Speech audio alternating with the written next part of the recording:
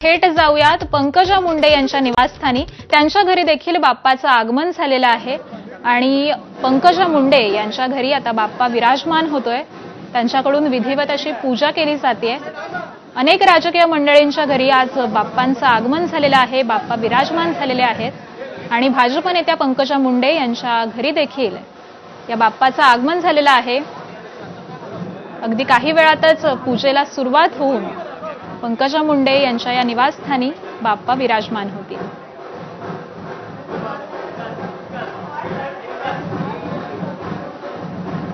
अत्यंत भक्तिमय अशा वातावरणात पंकजा मुंडे यांच्या घरी या बाप्पाचं आगमन झालेलं आहे।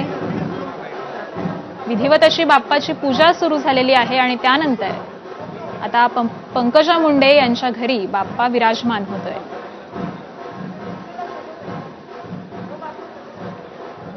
आज संपूर्ण महाराष्ट्रामध्ये गणेशोत्सवाचा उत्साह दिसतोय।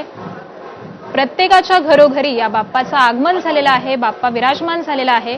अनेक राजकीय मंडळींच्या घरी देखील बाप्पाचं आगमन झालंय आणि आता भाजप नेत्या पंकजा मुंडे यांच्या घरी देखील हे गणपती बाप्पाचं आगमन झालेलं आहे। त्यांच्याकडून सध्या विधिवत अशी बाप्पाची पूजा सुरू झालेली आहे।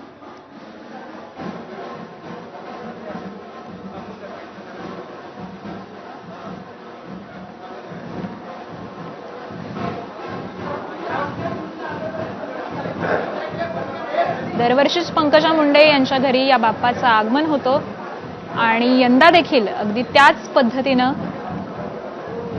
त्यांच्या घरी हा बाप्पा विराजमान झालाय।